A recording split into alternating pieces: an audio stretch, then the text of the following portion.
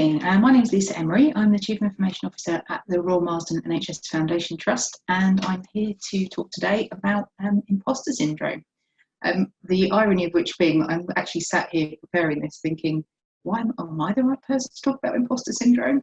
So yeah, the irony is not lost. But I just put together a few slides really to talk to the topic in a bit of personal experience, which I hope people will find helpful. So what are we going to talk about? What are the themes? So the key themes from my perspective, to go through some lived experience and some tips for dealing with imposter syndrome.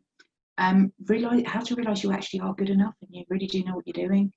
Lifting that compulsion or limiting that compulsion to overperform, and feeling good about asking for help, reaching out and asking. So those are the sort of areas I wanted to cover really in the talk. So what is imposter syndrome? I think hopefully we all know. Apparently 70% of people suffer from it. I think the other 30% of people are probably in denial. So it's defined as you can see it there. It's that sense of having this persistent feeling that you're going to be exposed as a fraud.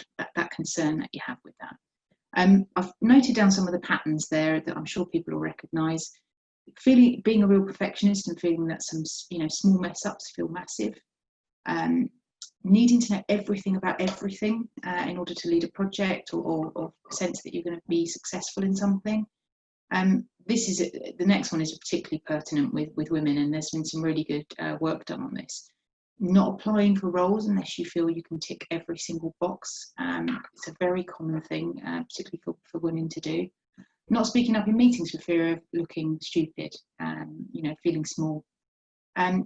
That sense that you've always been really good at, you always turn your hand to something, you're very good at things. So why is this particular thing feeling so difficult? Why is it that you can't do everything, accomplish it? Feeling that asking for help is exposing weakness in some way. And then just really, that sense of being under pressure to do it all, to have it all, to be uber successful. So the themes I hope everybody identifies with, but very common with imposter syndrome. I thought probably the best way to really talk about it to start with would be to talk about some personal experience. And I think for me, the career trajectory I've had probably explains why I've felt some of those feelings of imposter syndrome as I've gone along. So without giving you my entire life history, I thought it's just helpful to sort of reflect on some of that. So went to school, was reasonably successful, but then didn't get the A-levels I'd hoped to get. So I planned to go into teaching, didn't get those A-levels to support me through to the university place I'd had reserved, and then needed to think about a different career at 18. So as it happened, my mum had been a biomedical scientist and sort of said to me, look, you've always been interested in science, how about looking at that as a career? So I applied into my local hospital and entered training as a trainee biomedical scientist in the medical microbiology field, which I absolutely loved. Was trained by a absolutely formidable head of the lab, a lady called Hilda, who put us through the paces and was fabulous. But that was a really interesting career. I spent a number of years in the hospital where I trained. Started a master's degree there, then went up to University College London, finished my master's degree, and actually then started to really get involved in research, presenting into large audiences of people when I had a paper published, for example. And I think that's where I really started to feel that sense of, am I in the right place? Because I'd find myself presenting to highly qualified scientists, big audiences, often predominantly male, and feeling that sense in my 20s that should I really be there? And having to try and work my way through that. That career in pathology then, through some projects that I put my hand up to volunteer for, then led into career in IT. So I moved across into IT project management. And I've deliberately put some of these comments in inverted commas. So what I perceived to be a series of lucky events off the back of that led me to a 2.5-year job in Dubai deploying order communications and lab systems because of the background I had in lab science and IT. I then came back to the UK, stint in the National Programme for IT, including some freelancing work that I did off the back of that, with my own limited company, so a bit of anxiety there around the ongoing ability to find work and so on, but was always able to do so. And then went into a strategy director role at the hospital I'd first started training at, funnily enough.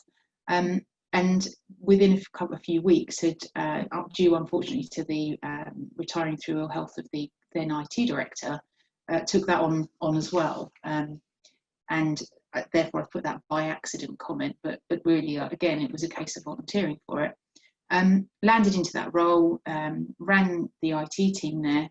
That then led ultimately to the trust looking to move forward and modernise and have a Chief Information Officer role.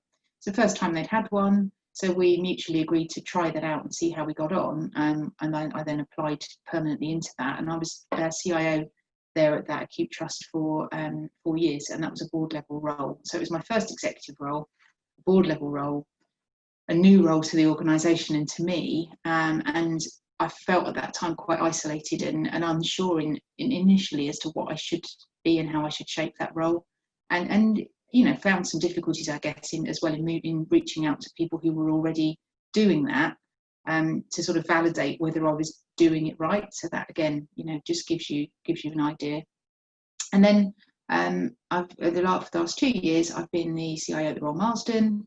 Again, that was the first CIO role for the organisation. So yes, I had more confidence to shape it, but again, you know, that sense of needing to make it my own and make it meaningful to the organisation was there. And off the back of that, I've been working on local and national CIO panels and become chair of the London CIO Council.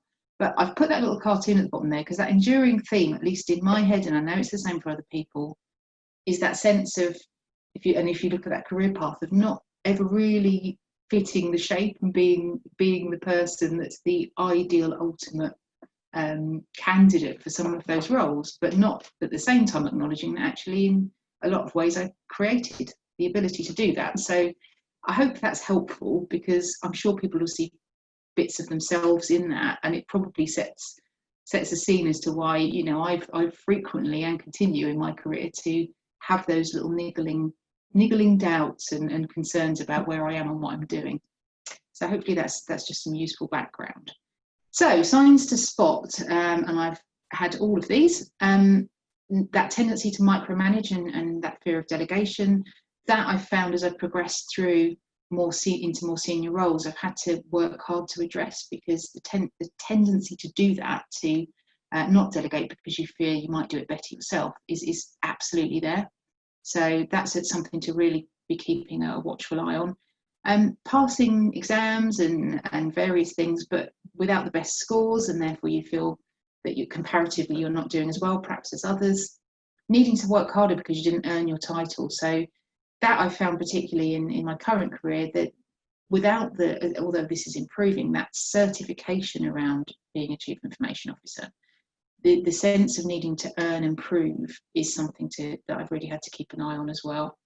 Devaluing downtime and being motivated by work, that's particularly difficult in the current climate, I know, for many people. And just seeing work as more rewarding than and taking time off and time out as being a sign of weakness is something to look out for. I've always done well before, so why is this particular thing proving to be difficult? I found the next one particularly personally, and I had to work really hard to try and address this and use help when it was offered. I don't need a coach, I can fix this myself. You know, that's not me. Actually, in career-wise, I have found coaching to be helpful, and that's something to really think about. I'd love to apply for that job, but I don't meet all the criteria. Spoke about that before. We as women are not particularly guilty of that, of not ticking 99.9% of the boxes, where you will find male colleagues who will say, well, I can do 70% of that, and I'll wing the rest. That's a generalisation, I know, but it's definitely a real thing in terms of women's approaches to this.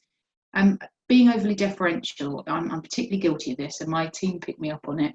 You know, I'm not the expert. I'm not technical. You should probably talk to so and so.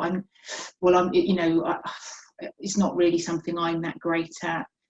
Language is a huge thing. One of my team pulled me up the other day where I said, oh, you know, well, I had to be a bit feisty. And she said, no, you don't use that word. You're not being feisty. You're just stating a fact clearly and cleanly, and in a manner that just shows that you're serious about it. Don't call yourself feisty. You're denigrating your authority, if you like, in that way. And I thanked her for it, because she was absolutely right.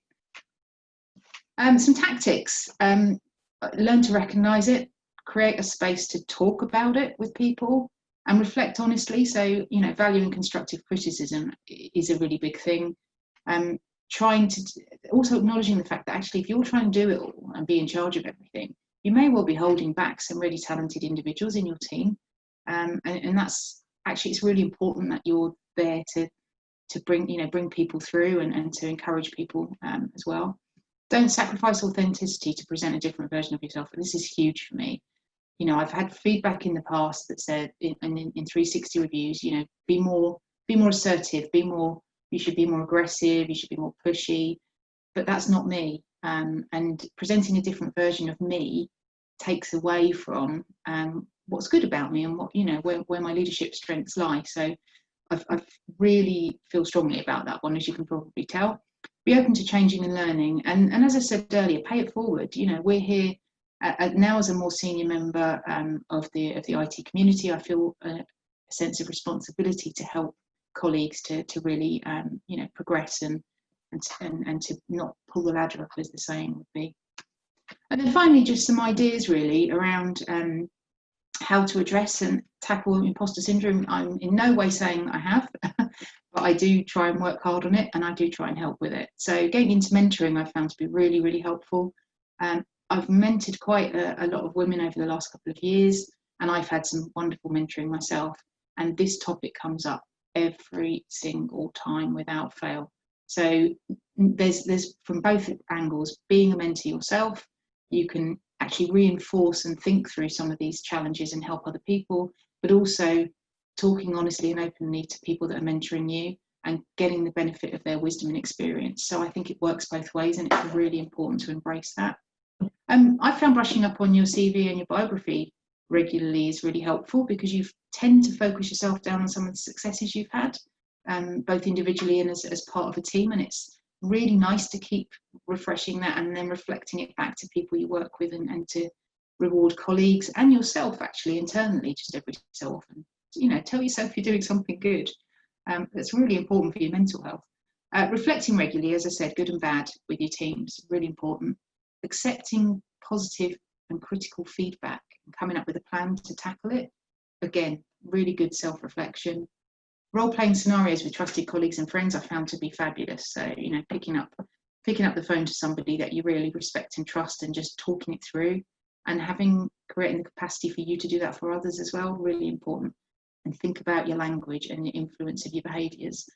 As I said, having people, and my husband does it as well, pull me up on the way I might speak about things, and the way I might, without realising, you influence as well the people around you. If you use the kind of language of, well, I don't think that's really something I'm really great at, I'm not sure that I should be speaking about that. Think about your language and your influence, particularly as a leader of a team as well. So I'm hoping that's just a broad brush through. As I said, I'm not suggesting I've got all the answers, but I do think it's something we all need to really think about, work on, and support each other with. It's not going away, but there are definitely great plans and help to tackle it. So that's it from me. I hope that's been helpful, and happy to take any questions. Thanks very much.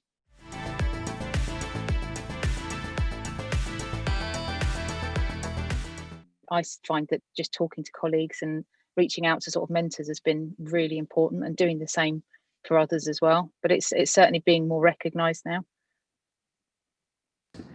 That's great, thank you. And we also have Claire has asked if you have any tips on the best way to support colleagues who are suffering from imposter syndrome. Yeah, I mean, and the same goes for help I've had as well. I thought that's a really good question, because we've all got a role to play there. I've certainly found just sort of stepping myself away from what I'd advise people to do is sort of step away from what it was that happened that made you feel that way. Give yourself a little bit of breathing space and time to rationalize it a bit. You can end up sort of conflating a problem by thinking too hard about it. And then if you've got a trusted colleague or friend, and sometimes it's somebody outside of work, you can just sort of role play that back and think about how that went, and then and identify where you might have gone wrong, or where you think you've perhaps reacted in a way that isn't helpful, and then just sort of talk it through, and give yourself a little bit of a helpful constructive criticism always goes a long way. Great, great. And then we also had a Visa asked, can you address how intersectionality between identities, for example, women of colour, queer women, trans women, women with disabilities, can worsen or intensify their imposter syndrome? Well, clearly, I wouldn't in any way claim to speak from experience, other than that, I've obviously had direct experience of being a woman in quite a male-dominated industry, and I've talked to friends and colleagues who have really struggled in terms of that. So if you look at, for example, the fact that we had a really powerful talk a couple of summers ago from the Shuri Network at the Digital Health Summer School, and it really resonated. So one of the things that team pointed out is you looked into the room and we had, I think, one woman of colour that was a Chief Nursing Information Officer for the entirety of the country. And if you think, that really struck a chord with me, because I know how difficult it's been being a female in a very male environment, and to then on top of that have that as a challenge as well, is just incredible. But as I say, I wouldn't wish to speak from experience, but I would want to act as an ally in that situation and see how I could help. Great, thank you. Jennifer has asked if you have any advice on how to find a mentor. Good question. Yeah. So I've either over time I've either fallen into just working with people and thinking, wow, that person seems to really be somebody I could look up to and advise, and just asking them. But one of the things I've found is somebody was asking me about this. Somebody I was mentoring a while ago. How do I meet people, and how will I find people with that commonality that I can have that conversation with? And one of the things we talked about was, if you're going to sessions to things like this, it's more difficult now with virtual. But what I've tended to advise is, for example, if you're at a talk that you're really enjoying and you tend to see, don't you, people congregate either in the chat room or at the front of the lecture hall when something's really resonated or been interesting for them. I've just go down and talk to the people who are listening to that talk. How are there people you could identify with, have a chat with? You've got a starting point for a conversation, and perhaps then see if you can develop the relationship that way. So that's been quite an interesting way, particularly if you're feeling uncomfortable, and we're talking about imposter syndrome, aren't we, in a big room full of people, finding somebody that perhaps might have some common interests, just by virtue of what you're both listening to and interacting with. Great. And then Jennifer has asked if you could tell us about a good experience that you have had with a coach, or I guess a mentoring situation. Oh yeah, I've had some really really good ones over time, actually. Some not so good, I'll be honest. But in particular, I think I said during that I probably took the view that like a lot of people do, I don't need one, because I'm pretty sure I can work this all out myself. And I think it was being offered that in my first executive role, being offered some coaching, and being truthfully quite negative about it initially. I think once I sat down and I'd had a really challenging situation in my work role, and I was able just to sit and just play it back with that person, and she gave me such valuable insights and thoughts as to how I might have managed things differently, or how I could perhaps play things out in a different way, and I found that incredibly valuable and surprising. So that sort of made me realise the value and the benefits of that kind of support, far more than I had done, really.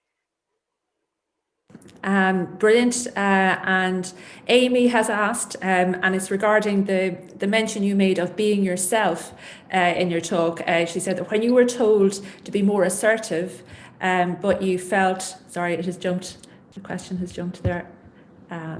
When you were told to be more assertive, but you felt that wasn't authentic to you, how did you handle that? How did you strike a balance between what somebody is asking from you versus what you are able to be? Gosh, that was really difficult, actually, because that came about through some from feedback that was a sort of a 360 review that's obviously kept in confidence. So I truthfully, I recognised the person I think that had made the comment. What I really wanted to do was just have a chat with them and explain that. What I did in the end was to talk to one of my other colleagues. So this was a board feedback that I'd had. I actually went and talked to one of his colleagues that I had quite a good relationship with, and said, look, I've had this feedback. What are your observations? And do you think I should perhaps be a bit more assertive and aggressive? And then explained the reasons why I'm not, and how I felt that would change what I'm like as a leader. So I talked it through with him, and it was actually really good, because he came away at the end and said, no, you're right. Don't do it. You're on the right track. But it was really nice to talk it out with somebody, because, I wanted to take on board that was someone's perception, and that was feedback that I ought to listen to. But I'm glad it didn't change. Good. Mary has asked if you could say how we can change our language from undermining ourselves to positive ones. More, I don't know, maybe there's some phrases or something we can use. That's really tough. I had I had one of my colleagues call me up the other day, because I'd said, I think I've been a bit feisty there. And she said, Dad, stop. You don't use that kind of word, because you're using it because you're thinking you need to come across that way as a woman, and just, you need to just stop and think about what you're saying. So actually, I've been listening to people from all sort of walks of life saying to me, no, think a minute about the words you're using and the impact those words have, and particularly when you've got significant numbers of people listening to you. So we have weekly team calls, for example, and I'm really think now beforehand. I maybe make myself a little set of things I want to talk about, but think about how I'm going to talk about them, and the way that the language I'm using might actually come across to people. And similarly, just even if it's in a light-hearted way, just pulling people up when you see that happening. Great. Yeah, very helpful. Becky has asked quite a specific one. It's when you don't understand the technical details during the conversation, would you recommend asking for more detail?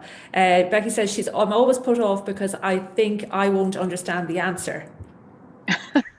That's a really good point. Although if you keep the right face on, you can make it seem absolutely fine. But joking aside, no, I don't think you need to worry about doing that. I think it's perfectly reasonable to ask for a bit more information, and not to perceive that you therefore then have to be able to completely understand it. You can just say, that's great, thanks very much for that. I'll share that with my technical team. But at an outline level, that sounds really interesting. You can smooth across it without needing to put yourself in a hole, I would say.